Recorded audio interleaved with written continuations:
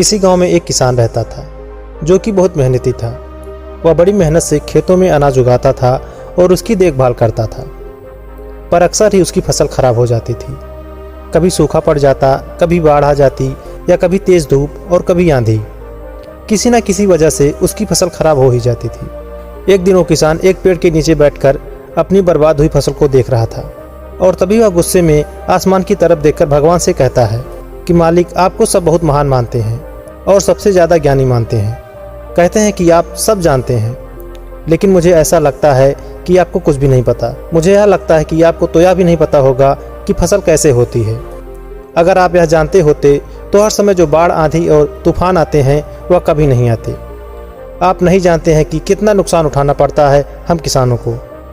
अगर मेरे हाथों में शक्ति होती कि जैसा मैं चाहूँ वैसा मौसम हो जाए तो फिर आप देखना मैं फसल को कितने अच्छे तरीके से उगाता हूँ।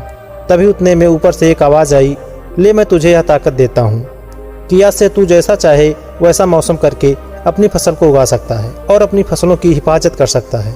कुछ दिन गुजरने के बाद किसान ने फिर से अपने खेत में गेहूं की फसल उगाई। अब किसान के पास तो शक्ति थी, वह जैसा चाहे वैसा मौसम कर सकता था। तो किसान ने आंधी, तूफान और बाढ़ कुछ भी उसने अपने खेतों पर आने नहीं दिया। किसान ने अपनी फसलों को बर्बाद होने से बचाया और उस साल उस किसान के खेत में ऐसी फसल हुई जो पहले कभी नहीं हुई थी। मन ही मन किसान बहुत खुश हो रहा था और वह साथ ही साथ यह सोच भी रहा था कि भगवान को बताऊंगा कि इसे कहते हैं शक्ति का सही इस्तेमाल करना। कुछ दिन और गुजरने के बाद फसल काटने के लिए तैयार हो गई। किसान बड़ी उत्सुकता के साथ फसल को काटने लगा, पर जैसे ही उसकी नज़र गेहूं की बालियों पर पड़ी तो वह हैरान हो गया, क्योंकि उन बालियों में गेहूं के दाने ही नहीं थे। सारी बालियां अंदर से खाली थीं।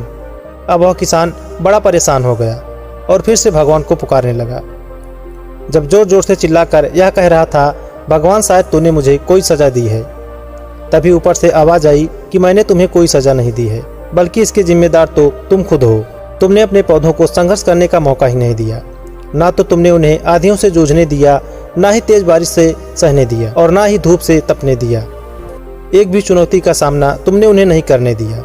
इसलिए सारे पौधे अंदर से खोखले रह गए। जब आंधी, तूफान, तेज बारिश और धूप पड़ती है तभी यह पौधे संघर्ष करते हैं और इसी संघर्ष से ताकत पैदा होती है, जिसमें पावर होता है, एनर्जी होती है और इसी संघर्ष से गेहूं का दाना बनता है। तूने उन्हें बुरे वक्त से गुजरने ही नहीं दिया जहां उनकी बनावट होती है, इसलिए सारी बालियां खोखली रह गईं, क्योंकि तुमने अपने पौधों को संघर्ष कराया ही नहीं। सेम यही चीज़ दोस्तों हमारे साथ भी होती है। इस कहानी से हमें यह सीख मिलती है कि जो बुरा वक्त होता है, जिसे लोग संघर्ष कहते हैं, स्ट्रगल कहते हैं, यहीं से एक इंसान की तरक्की होती है। आपको पता होगा कि जब एक डायरेक्टर कोई मूवी बनाता है तो डायरेक्टर सबसे डिफिकल्ट रोल अपने बेस्ट एक्टर को देता है।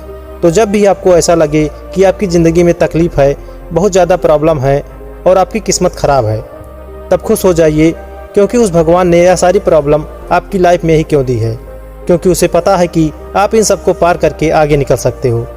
और ज़रा सोच कर तो देखिए कि अगर आपकी ज़िंदगी में कोई प्रॉब्लम ही ना हो, कोई संघर्ष ही ना हो, तब ज़िंदगी जीने में मज़ा ही नहीं आएगा। तो दोस्तों, उम्मीद है कि आपको ये छोटी सी कहानी पसंद आई होगी और आपको कुछ सीखने को ज़रूर मिला होगा। तो इस कहानी को अपने दोस्तों के साथ भी ज़रूर शेयर करें, वीडियो को लाइक करें और चैनल पर नए हैं तो प्लीज़ चैनल को सब्सक्राइब करें और अपने आसपास स्वच्छता बनाए रखें। तो मिलते हैं ऐसी ही मोटिवेशनल और रोचक कहानी लेकर। तब तक के लिए नमस्कार, जय हिंद।